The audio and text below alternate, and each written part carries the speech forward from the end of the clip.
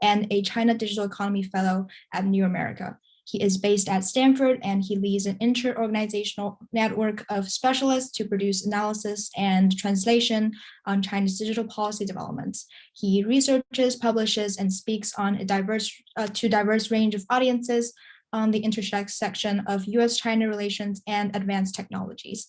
He also worked from 2012 to 2016 for Yale Law School as a senior fellow and a lecturer responsible for the Polizei China Center's Track 2 dialogues between the United States and China. He co-taught seminars on contemporary China and Chinese law and policies. So welcome our two distinguished speakers. Thank you so much for joining us today. And so this event is organized by Global China Connections Vanderbilt chapter. To give you a brief overview of GCC, we're a nonprofit organization for university students and young professionals of all nationalities looking to engage China's emergence in the world. GCC connects future leaders from all nations and the system in developing the skills and friendships necessary to succeed both in China and internationally. Finally, without further ado, I'm going to talk to our guests directly. If you would like to discuss with our speakers, if you have a question for them, there are two options. You can either raise hand at the bottom of your Zoom screen, but after each speaker's keynote address, I'm going to unmute you, and then you can ask your question directly, or you can choose to type your question in the Q&A section at the bottom of your screen. So without further ado, please welcome Professor Peter Petrie to give his keynote address.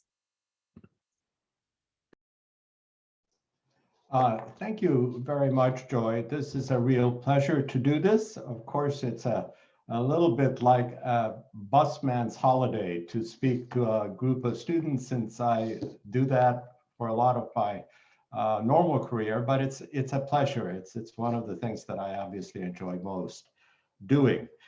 And I will be talking about technology from the context that I think, just to draw some distinction, I know Graham probably knows a lot more about the details of the technology space and of the conflict between the countries in that space than I do. So I will focus on an area that I've been very much interested in for a long time, which is the relationship between technology and geopolitics, and how the two are very closely related, and how those are changing and are likely to change the shape of competition between the two countries in the future. As you know, yesterday was a big day for geopolitics between the United States and China, with some very important meetings happening in Alaska, and they were kind of strange, not, I think, the happiest and friendliest meetings we might have expected. But on the other hand, I don't think anybody should be terribly surprised. I think both countries have very different views, very deep views. They have not taken kindly to criticism from each other in the recent past. So this was a kind of expected beginning for what is a tough relationship, and it's going to be a tough relationship for some time. But I wouldn't be terribly discouraged about where they're headed just because of that meeting yesterday. So the question of technology and geopolitics, it'd be great if these were unrelated, but they aren't. And they aren't because technology in today's economies is really central to economic power, especially of these two economies, which are both pretty much the most important innovators in the world. So their economic power depends on their ability to continue to innovate and to set the pace for certain areas of technology. And the ones that we're talking about today, information and communications technology, cyber technology, all of these are their leading sectors. And it's not just that it's important economically, it's important militarily. There is a very close relationship between the technologies that are emerging in the private area and the technologies that are important in military applications, artificial intelligence, 5G, fast decision-making in semiconductors are all critical parts of both commercial devices and of military applications. So This makes both countries very suspicious of each other's technology. They make both of them want to make sure that they have their own relatively independent sources of technology. And that's why this is a long-range issue and likely to be closely connected to the geopolitical relationship between the two countries. So what's going on? And I will give you a very simple-minded picture of this. Probably many of you have actually heard about this or have read about this, the sort of notion that we are sliding into the Thucydides trap. This is the concept, the political concept, that a rising power and a dominant power, when they get close to each other, they enter a very dangerous phase in which they threaten each other. And that can turn out a lot of different ways. One of the ways it can turn out is, of course, direct conflict between the two, which I don't think is that likely in this case, but nevertheless, it's probably the most worrisome dimension of the conflict between the two countries. So let me just give you a couple of slides. I will turn them off pretty much after I show you these. And these are, again, slides many of you may have seen in one form or another. And here it is. Okay. So I hope you can, oops. I hope you can see this. Yes, we can see it. Okay. And this is a slide of several different indicators of the technological catch-up between China, which is shown in red, and the United States. And I'm not going to spend a lot of time on it, but what's clear is that all of these show the two countries very close now, after a period in which China had caught up very, very rapidly. On the upper left side, you see research and development expenditure. This is in international billions of dollars. And you can see it's just about, the China and the United States are just about equal now. The end, this goes up to 2017. If I had more recent data, it may very well show the two being equal. And certainly in recent announcement, China has made it clear that it wants to not only catch up, but surpass the United States quite quickly. In the lower left, you see research staff, the number of people working in research positions. There, China has already surpassed the United States maybe a decade ago, though the staff in some cases are not as highly qualified as the American staff. In innovation rank, if you look at international indexes, China has behind the United States, has been far behind the United States some time ago, but over the last decade or so has made very rapid progress, and its rank is falling. It's now, I don't know what the most recent one, the one that I looked at in this graph was 2018, and it was ranked 15. The United States was around 5 among global innovators. But China has been closing in on the top.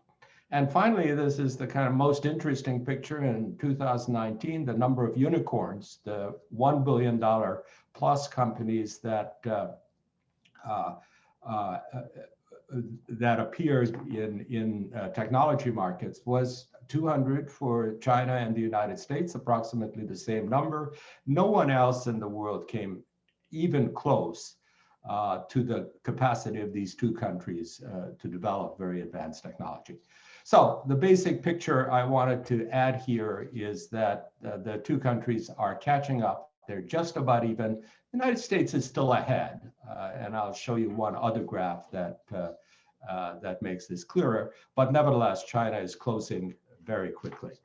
The second graph I wanted to show you is a bit different. This says that there is still time that it will take for some sectors in the Chinese economy to catch up. These are a set of projections I made. They're based on the patents that industries are generating, that the two countries are generating in various different industrial areas. And looking at the rates of growth of their patent generation, one can make a rough guess as to when they will be roughly at a par in producing new knowledge.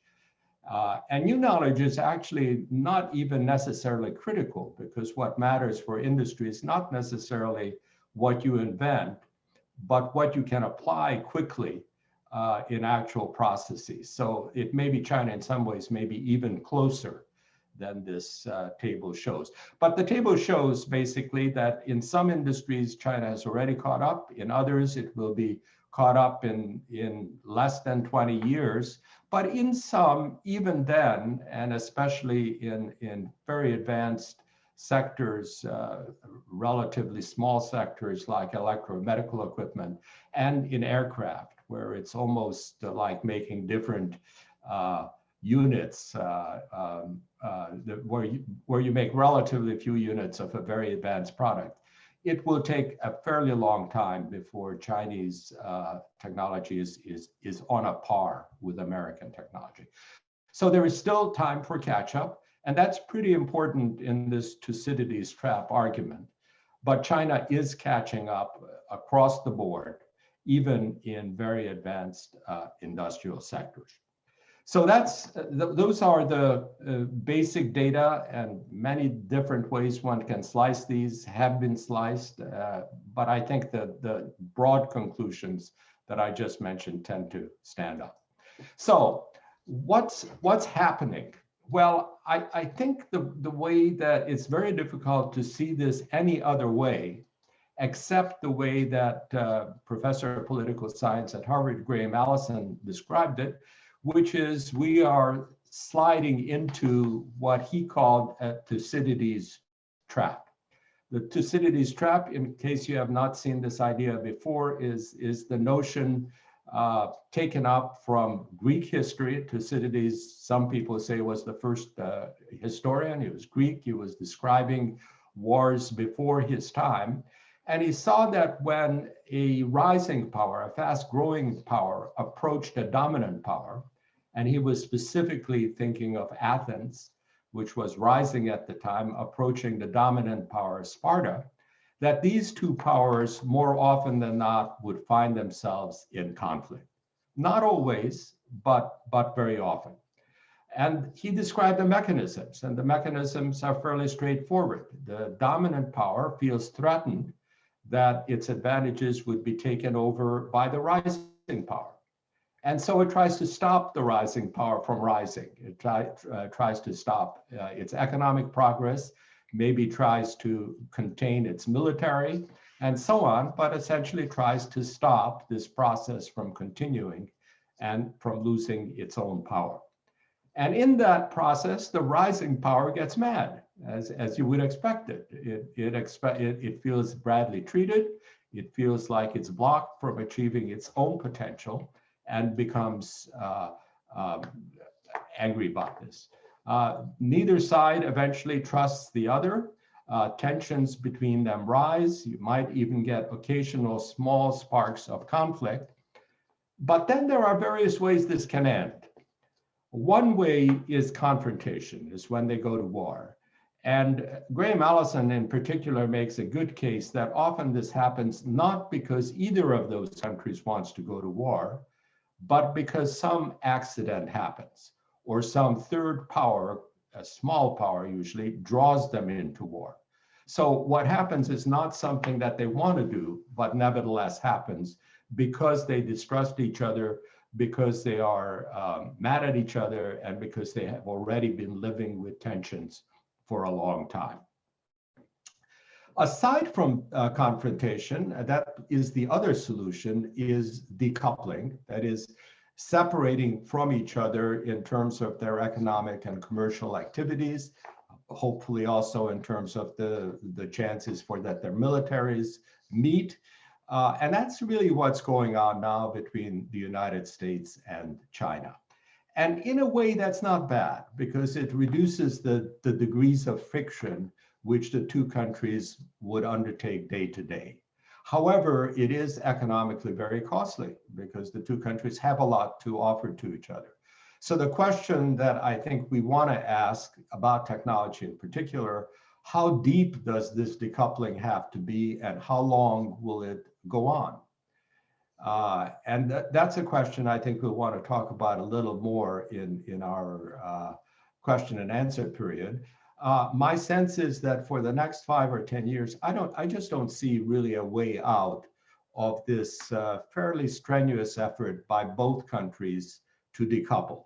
For China to build its own technology to compete with the technologies that the United States has now blocked it from. And for the United States, it wants to the extent possible, wants to stop its own technologies flowing to China and making its progress easier. And there is a lot of hostility in the United States. I don't quite understand where it came from because 10 years ago, I would have guessed that the US and China would become very successful partners in the long run. But as a result of the Trump presidency, really, and the way that he treated the conflict between the United States and China, I think there is now a great deal of popular distrust as well.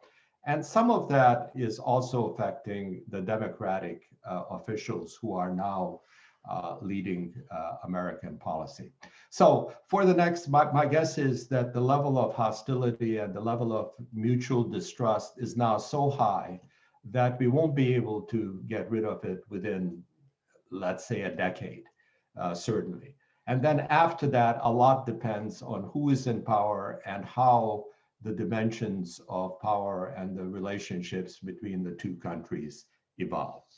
There is, I think, and I want to just close on that, there is, I think, an optimistic scenario that might start with partial decoupling for the decade or so, while different parts of the economy, typically the lower technology parts of the economies,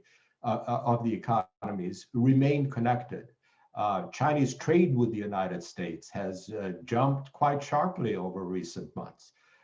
Partly because US purchases of goods and services which China makes so well that nobody else can imitate them, and which American consumers have been buying a lot of. It's virtually impossible to find ships to cross the Pacific because they're all carrying Chinese furniture to all the people in America who are locked up at home and trying to buy office furniture to equip their home offices. So a lot of that trade is likely to continue because it's important for both countries and does not have the same threatening underside as high-tech trade does. But at the same time, a lot of high-tech trade will probably not resume the kind of openness that we remember from 5 to 10 years ago. So let me end just on the question of what would a good world look like that didn't have these problems. And I think of that world as having free technology. I think of ideas flowing back and forth, as well as money flowing back and forth, people flowing back and forth, companies being parts of both economies. So I think of that as being a very open economy. In economics, we have a concept of growth theory in which innovation drives growth, and innovation itself depends on the stock of knowledge that's helping you generate ideas. So the greater the stock of knowledge, the more innovation you have, and the more innovation is able to drive growth in the future. Now, the stock of knowledge is good only to the extent that you can access it.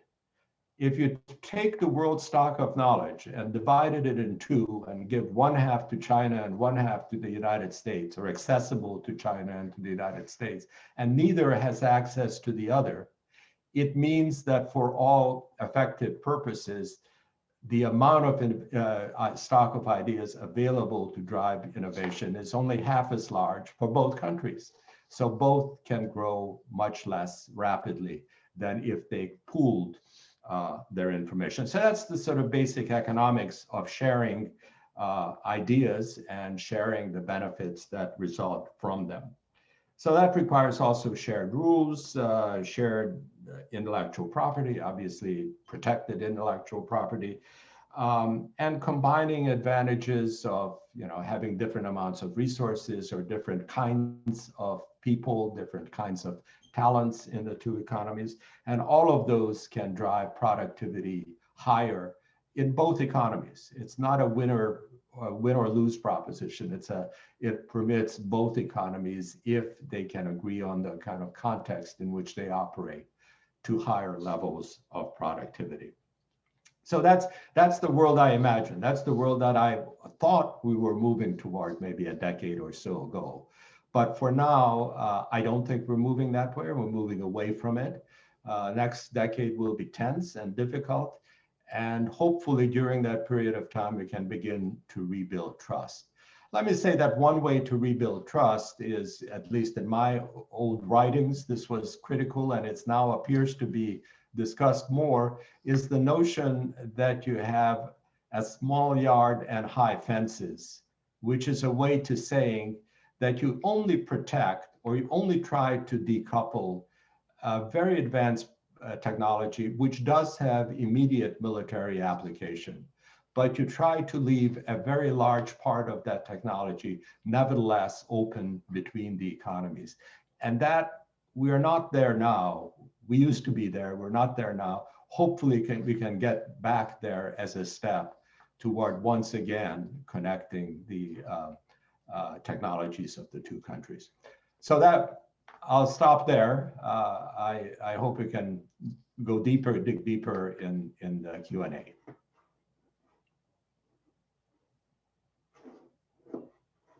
Thank you so much, Professor Petrie.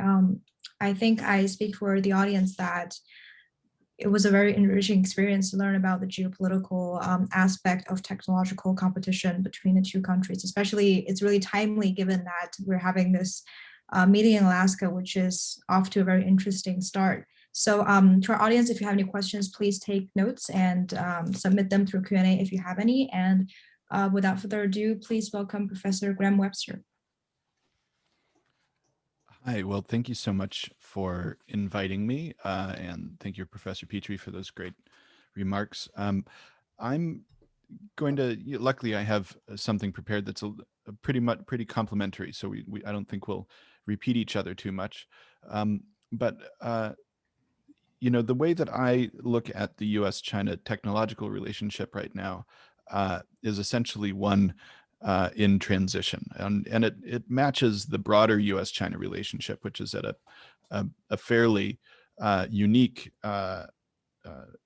transition moment. And just to zoom out for a moment, I think that it's useful to remember that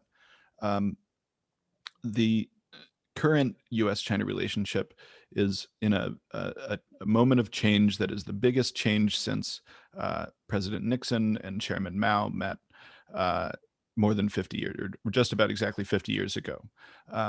50 years ago, there was this massive transformation where the United States, after President Nixon was elected, began to try to accommodate itself to the idea that the government of China was the communist government on the mainland, and the government in Taiwan was a different situation, and that recognizing mainland China at the United Nations was a realistic path forward. And President Nixon ordered Mr. Kissinger, Dr. Kissinger, to go and set up these meetings, and they finally did. And that began, essentially a decade-long process that led to normalization of relations, and no speed bump in the U.S.-China relationship since then has been as big as what we've encountered now. It wasn't as big when China transitioned into a more global economy following Deng Xiaoping's policies in 1978. It wasn't as big when there was massive reshuffling of the international geopolitical system with the end of the Cold War, the fall of the Soviet Union. It wasn't as big when the tensions between the countries rose dramatically after the events in 1989, and China raised questions of democracy and freedom. And it wasn't as big when China joined the World Trade Organization in 2001. This is bigger. we're at a much more decisive moment, and it's whether it's because of this Thucydides idea or any number of other issues. I'll argue a little bit that there's something specifically technological going on here.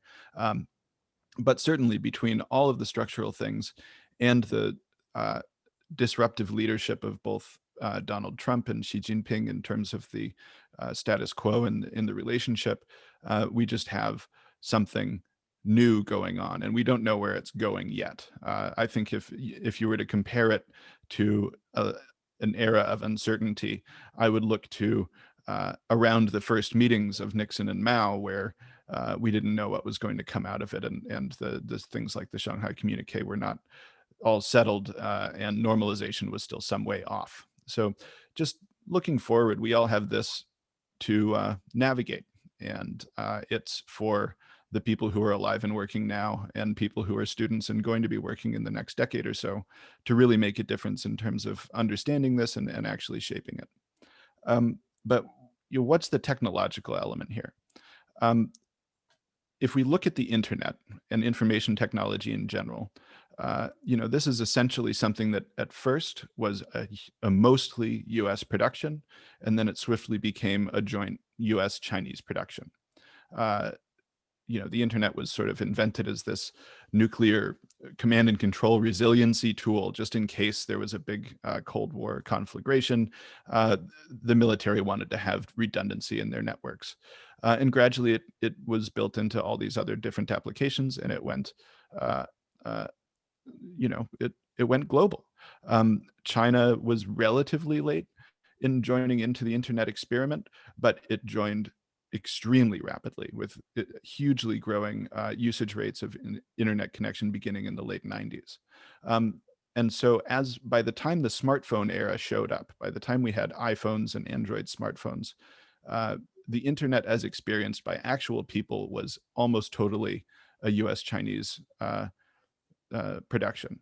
There were other, kind of small bit parts in these massive international supply chains that fed into these devices and the software, but the big companies shaping the infrastructure, the software, the devices in our hands, and the things that we're speaking through right now were largely American and Chinese. And that coincided with this period where the two countries were getting more nervous about one another. China was becoming more powerful militarily and economically. The United States was having a bit of an identity crisis that I think it's still experiencing following the end of the Cold War and the sort of unipolar moment and what is our business around the world? These questions are unresolved. And meanwhile, I don't have any devices that aren't jointly created by these two countries. And then as I say, I'm being a little rude to some other countries that produce a lot of great material, but really, these are the two essential countries for the protection of the internet, the connected world that we live in today, and that those people who are lucky enough to be connected to the internet and have the wealth to enjoy these products are all experiencing these days. So we have new insecurities because of the power shift, and we have absolutely unique, never before seen levels of human integration and technological interdependence.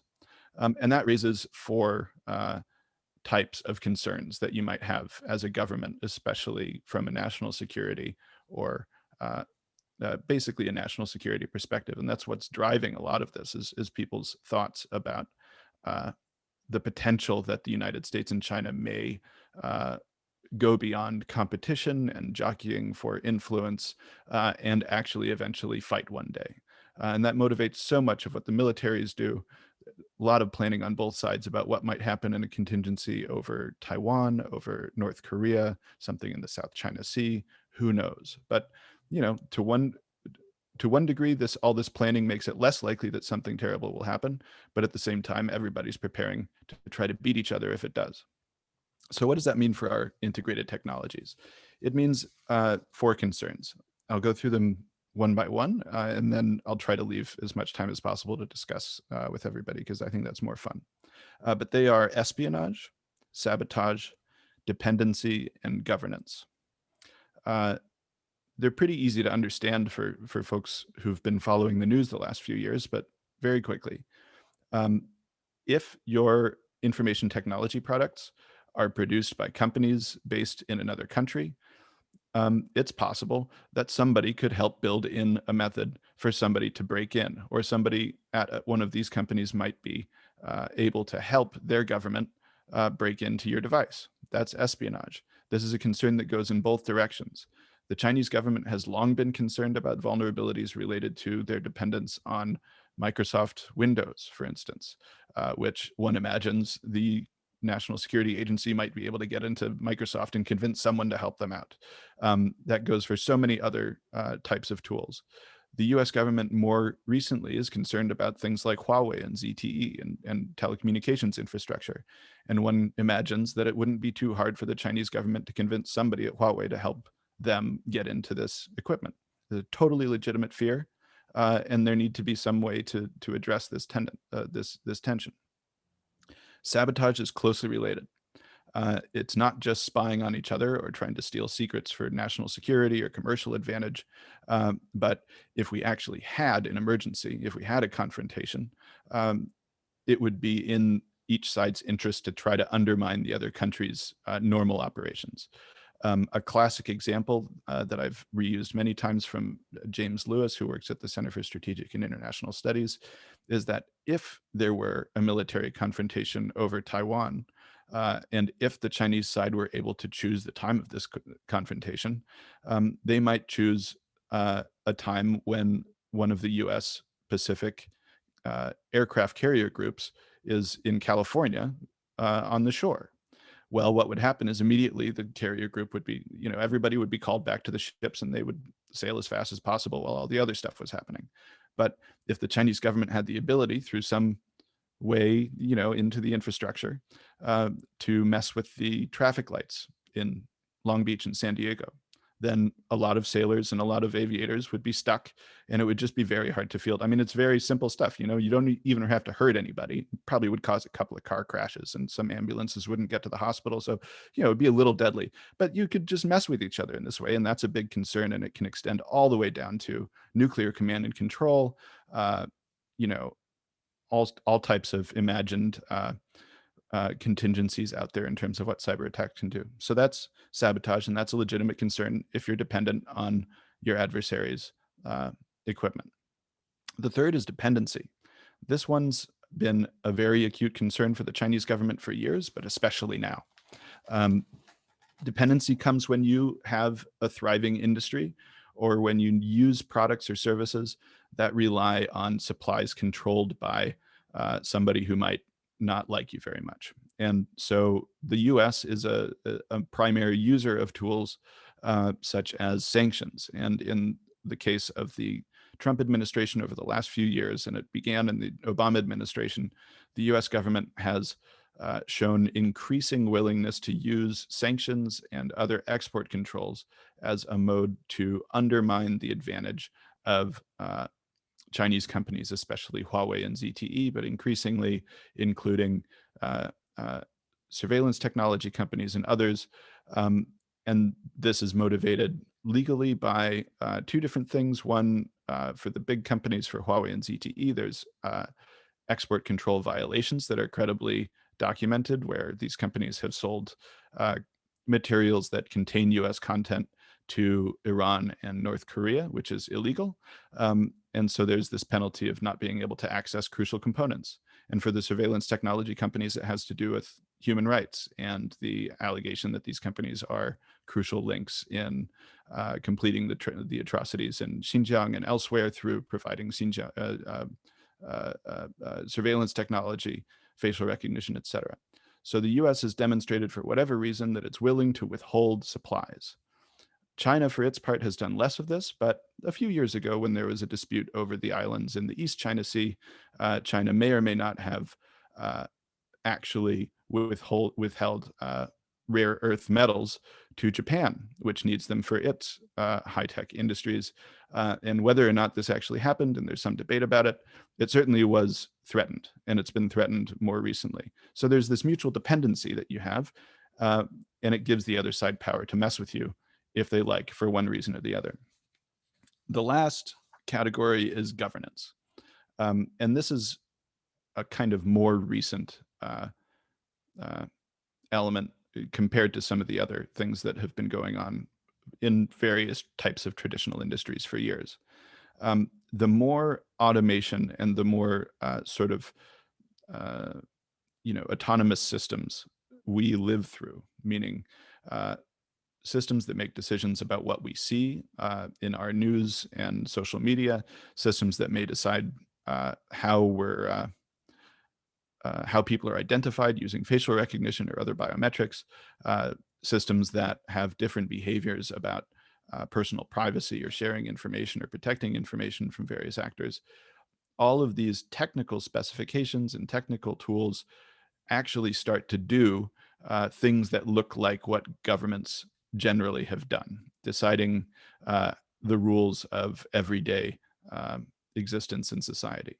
So when you buy a service or use a service or product from one country that is developing their products under a particular framework of governance, whether it's liberal democracy or authoritarianism, or whether it's a particularly privacy-oriented democracy, such as that in Germany, or a particularly laissez-faire one, such as that in the United States, the products have some built-in capabilities and what's referred to in science and technology studies as affordances that shape the way that the technologies operate in society.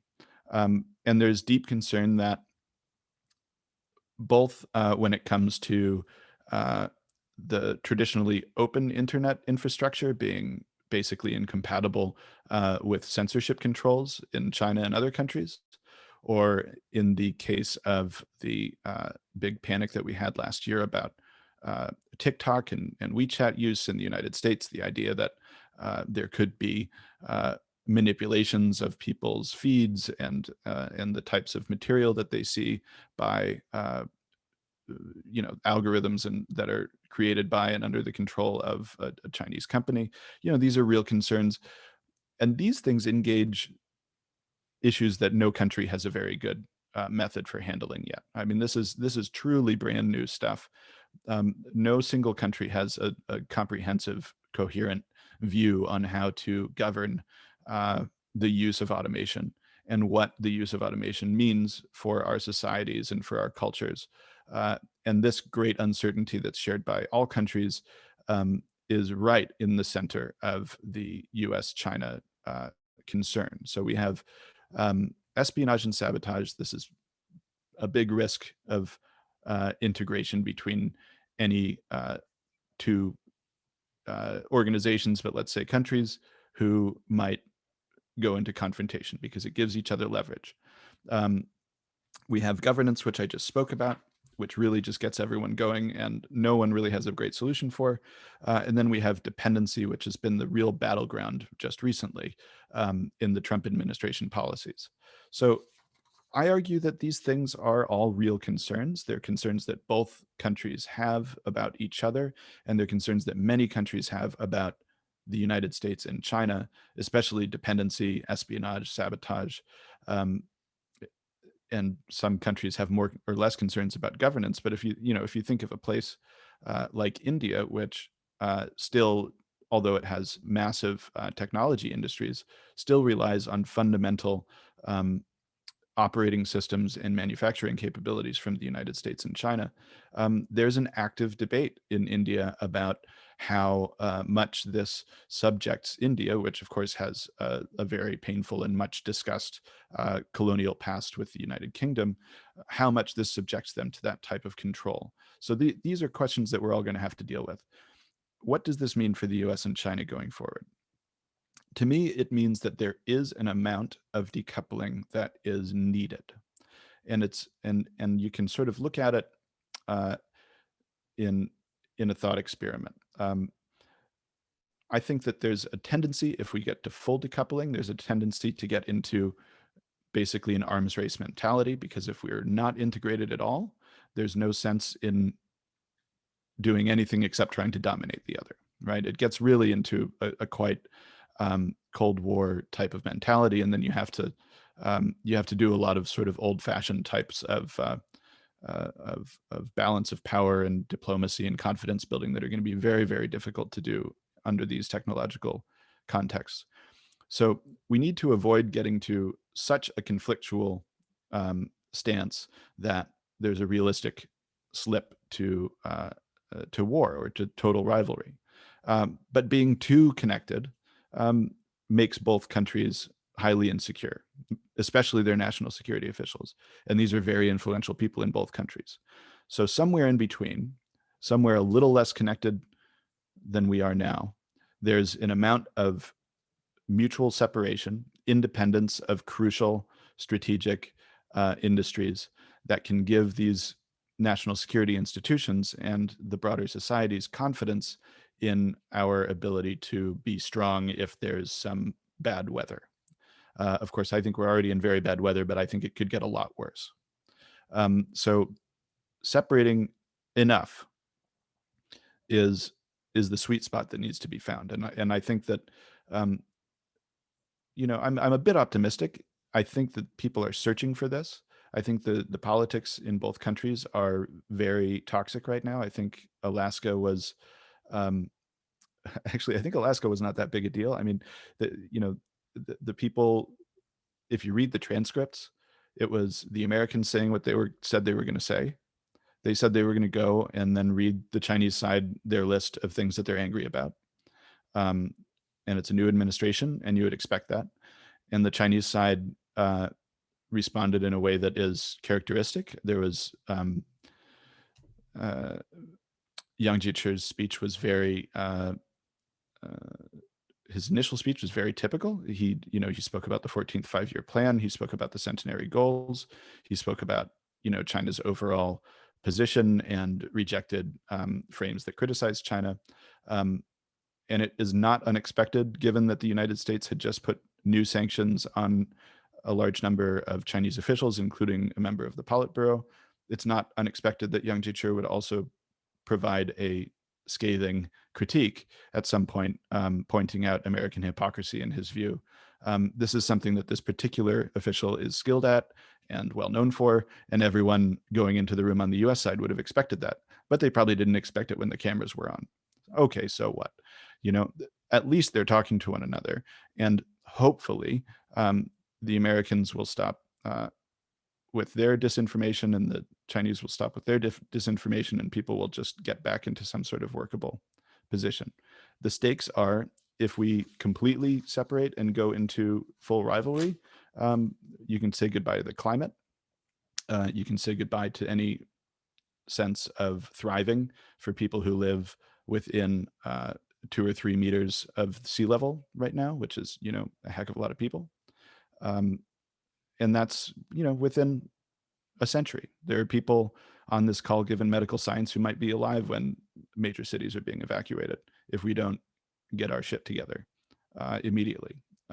So despite all the conflicts that are legitimate, and there are lots, I think that there's a need to find that balance. And that's, I think I've gone too long, but that's what I wanted to leave you all with. So even if I say nothing else, that'll be enough for me.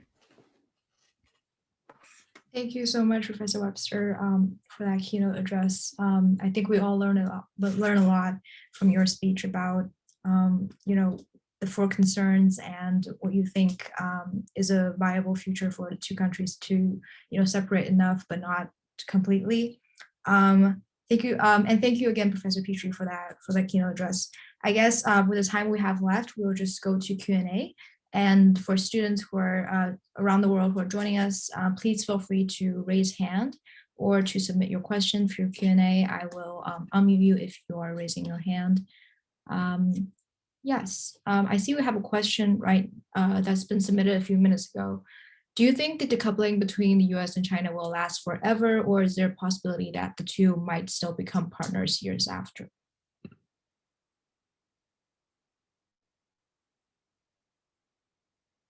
I think, yes. Well, I'll give a little, my view is we could slip into real catastrophe. I think there's a good chance that it will be avoided. But what I'm talking about is essentially a balance. and what allows the two sides to be more confident and more stable and to cooperate on things like climate and public health and other things that provide mutual prosperity are is having that sense of security at home under the new technological paradigm, which frankly has not been very well theorized yet in the international relations literature that looks at established and rising powers. So there's a new puzzle there, but I think it's a mix.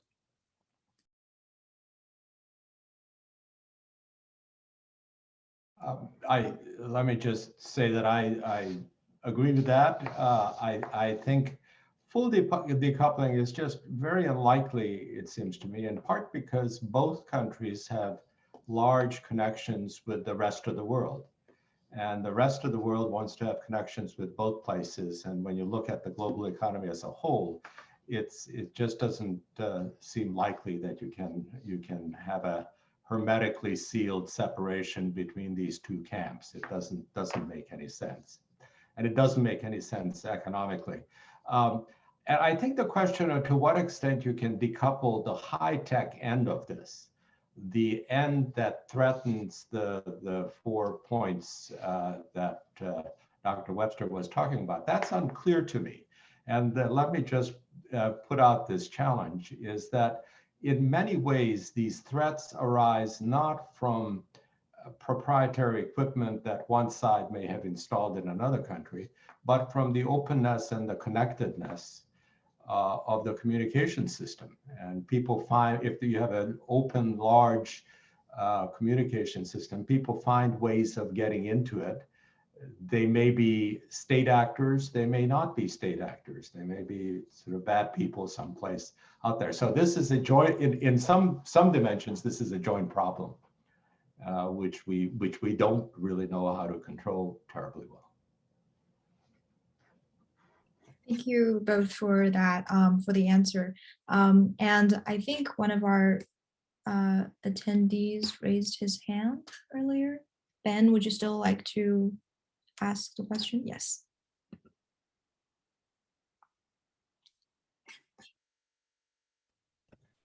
All right. So my question is, so there's obviously like plenty of other like stakeholders and actors that each have a stake in the US-China tech rivalry, and particularly like the other like great economic power like the European Union.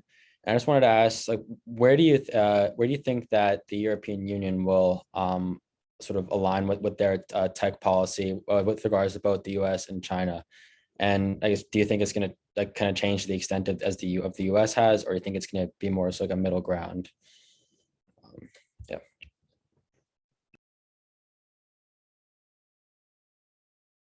Let me take a first crack at it, and Graham may have his views.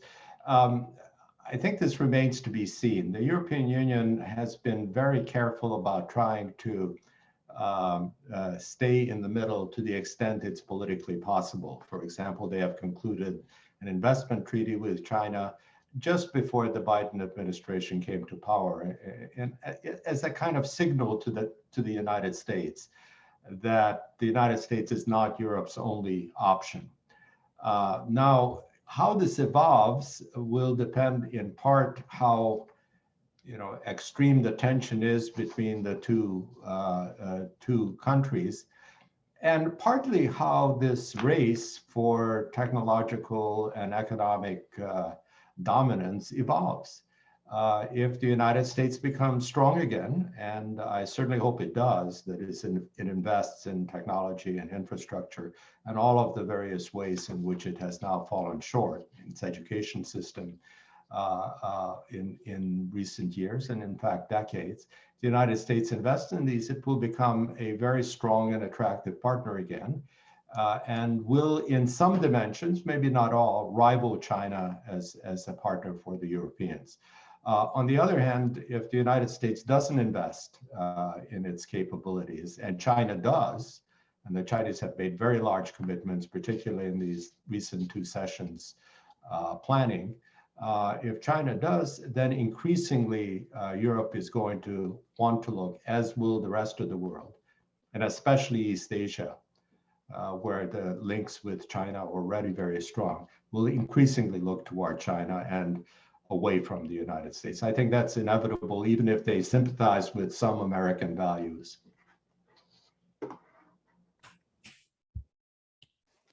Yeah, I mean, I think I just pretty much agree. I don't see Europe signing on for the great anti-China tech alliance that has been discussed with some enthusiasm in Washington. First of all, Europe is not uh, not so unified and not so centralized as to be a kind of a highly coherent or decisive diplomatic actor. I'm being a little facetious, but it's, the EU is a chaotic decision space, and there are many different interests and different political currents.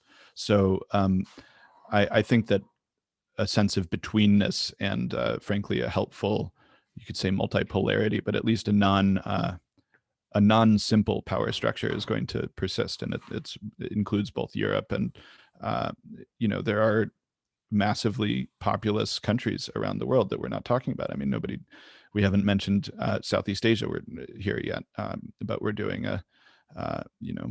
we're in a U.S.-China conversation, and Professor Petrie mentioned other Asian countries, but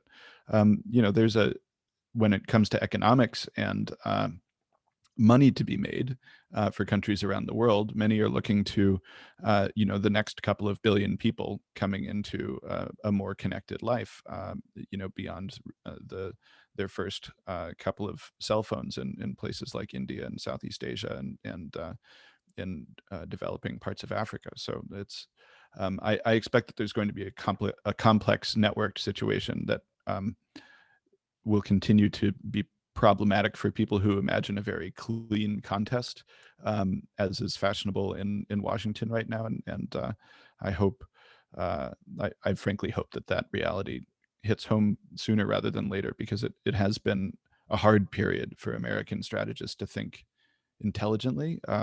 I think we can be forgiven a little bit for that. The Trump period was very disruptive, and this country is not yet, doesn't yet have its footing to know, on what grounds it stands. But it's going to remain complex. Thank you. Thank you both. All right. Another question that has popped up in the Q&A is by Annie.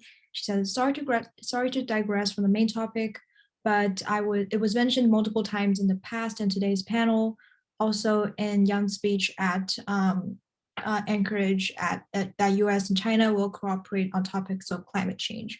Will climate issues become a shared space between the two countries, or a competing ground for both? I'll go first on this one. I see it as both. I think that it has to be a shared space because it is a shared problem.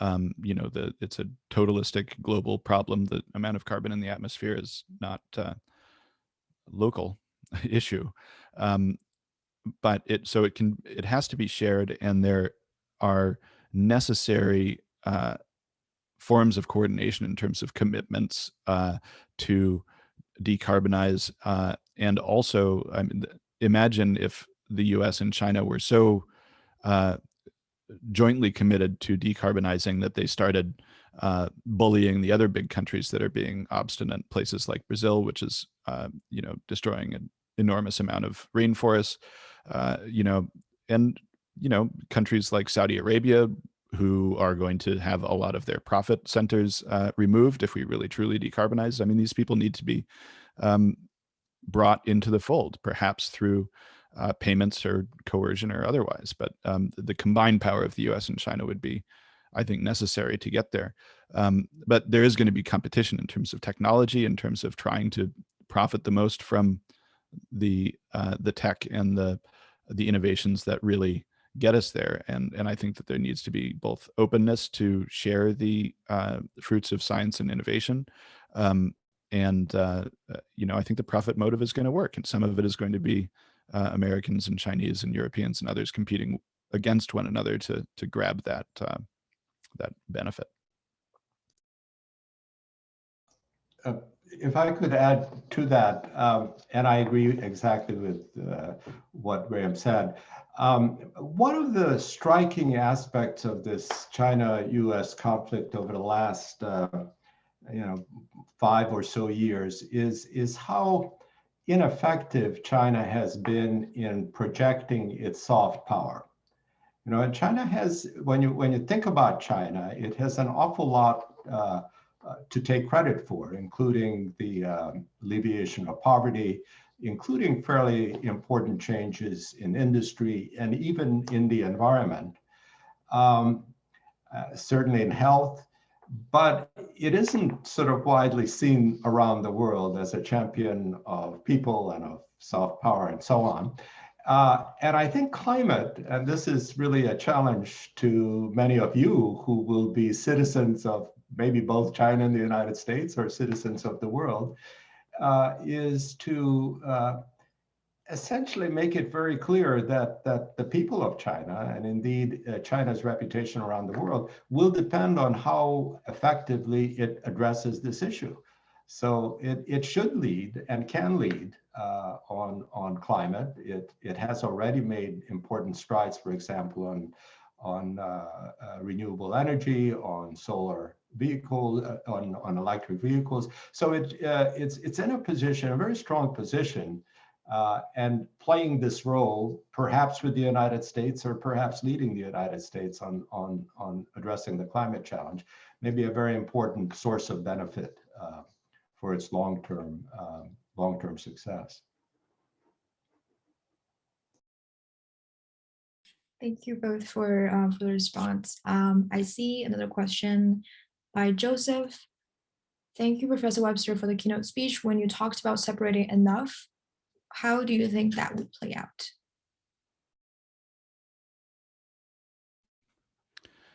Yeah, well, thanks for that. I mean,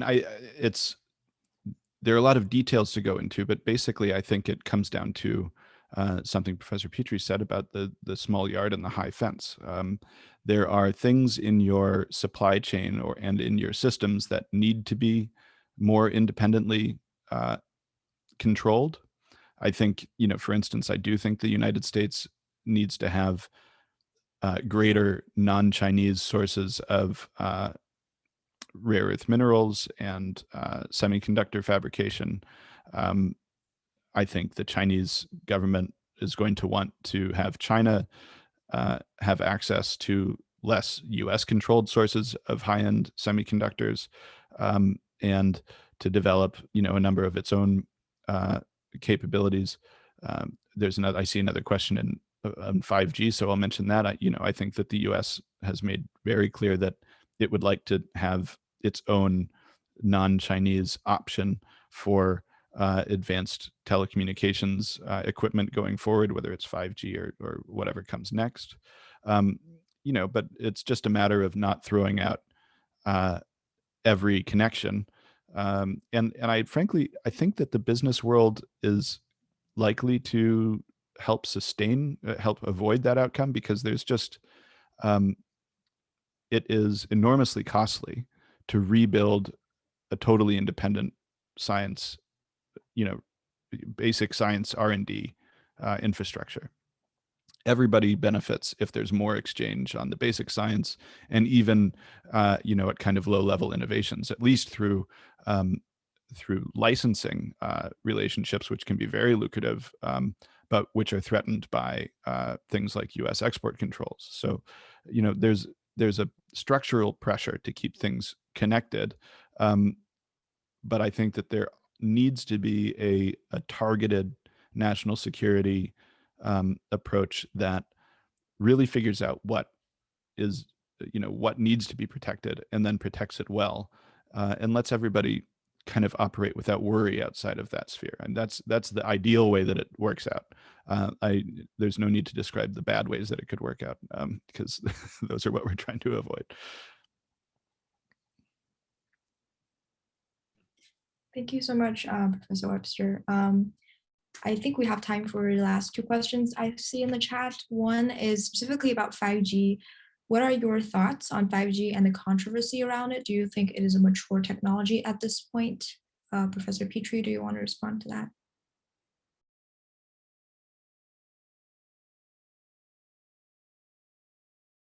Sorry, I think you're muted. Okay. I think 5G, I'm not an expert on 5G, although I'm fascinated by it. It strikes me that we have made a little bit too much of the hardware threat that's involved, say, in Huawei operating or building a lot of 5G equipment, that a lot of the cybersecurity intrusions and thefts have involved much simpler ways of penetrating systems, sometimes using, for example, Microsoft programming systems. So I think we have not done as good a job of testing and of regulating the equipment that's installed on networks, and that probably could advance further. But I don't want to put my opinion up against those of military experts who may see potentials for threat that I don't see. So if that's what the military doesn't want to see in the United States, but is willing to allow a very large amount of technology to be shared between the two countries in other areas, like, for example, like pharmaceuticals or biotechnology, so be it. I mean, I think we should have a risk-based way of deciding what technology we share and what technology we don't.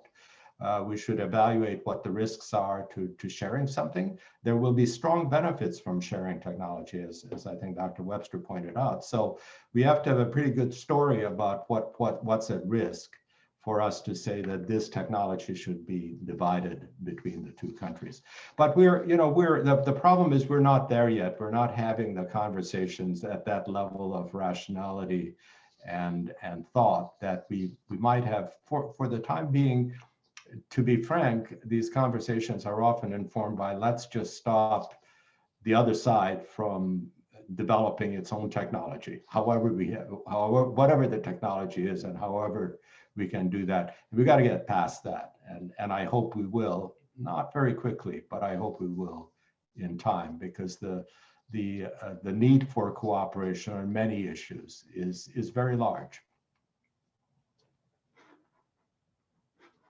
Thank you so much, Professor. I think the two final questions are related, by Amy and by Joseph. Specifically, nowadays in the big data era, great amount of personal information, i.e. browsing history, etc., which are essential for building better AI algorithm and models, are collected by and accessible only within big tech companies such as Google, Apple, Baidu, etc.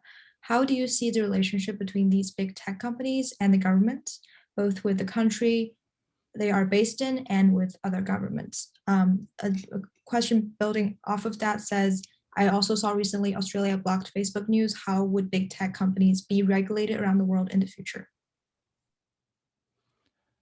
So I'll start with these. I think this gets to some of my final comments in the initial outlay, which is that this governance question, which does have an element of Chinese and US thinkers being concerned about the specific technological content of each other's products. There's also just the general,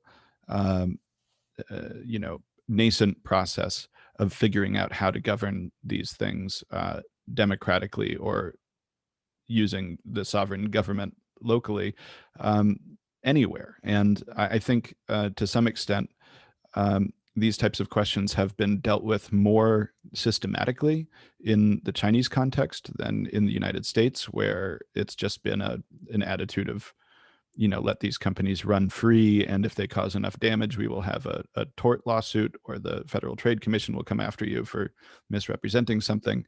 I think the United States and other countries that have had that relatively open, unsupervised relationship with the tech companies need to really go through the hard process of deciding how to deal with it. And I think the Chinese government is going to need to, they've written a lot of very thoughtful and kind of systematic regulatory structures, but enforcement is a huge question.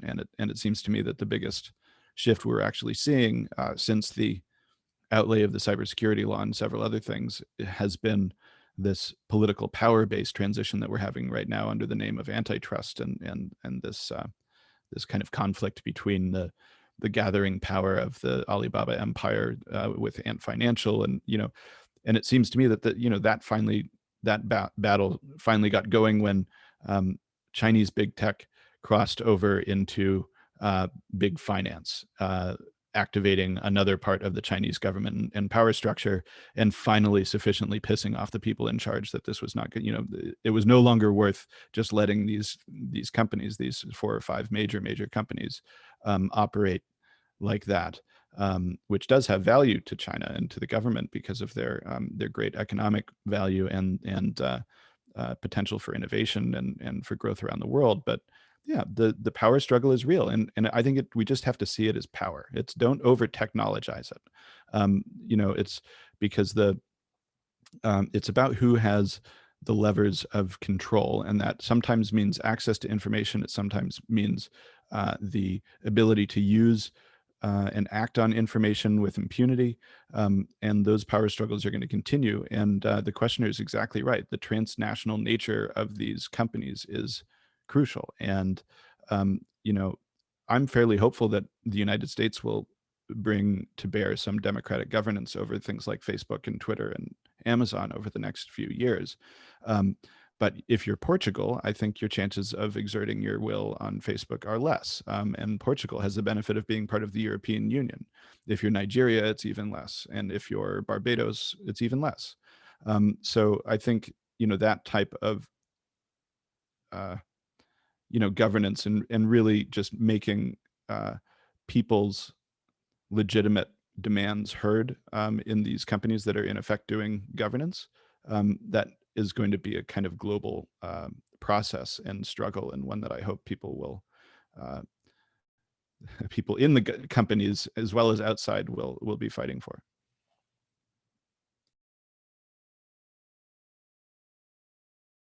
Professor Petrie, would you like to respond to that? I'd just like to bring in, I'd just like to bring in another facet of this interesting governance issue, which is sometimes what these big companies are doing is not so much creating big new governance problems, but rather fighting against governance problems that they perceive or they take advantage of in their own societies or economies. I mean, for example, the Alibaba fight over finance with the Chinese government has to do in part with a very strong regulation of finance and interest rates in China, which Alibaba, by creating its own financial lending system, has been essentially able to take advantage of, circumvent and take advantage of. So these companies also perform in some ways a positive function by forcing government to clean up its own act. That is, forcing government to not impose constraints that are contrary to economic forces. Now, I don't want to make that case necessarily for Facebook or for the issues that are arising in the United States, but in China, I think they have at times played a constructive role in opening up markets where markets didn't exist before, and opening up communications where communications didn't exist before. Thank you so much, both Professor Petrie and Dr. Webster, for the keynote and responding to our questions. I'm really sorry that I have to end our event here because we're running out of time. Thank you to our audience for joining us today. We really appreciate your support. If you have any questions or would like to come to our future events, here are a list of future panels in the upcoming days and weeks, also hosted by GCC, but in other university chapters. If you're interested in investments, culture, or healthcare, please feel free to join us. The link for registration is the exact same one that you used to register for this one. And here's a QR code that you can use to donate to us if you are interested in our further effort to bring students around the world together. Thank you again for our guests for joining us today. Thank you to our audience. I will stay a few minutes if you have any questions, but that's the end of our event, and we really appreciate your attendance today. Thank you so much.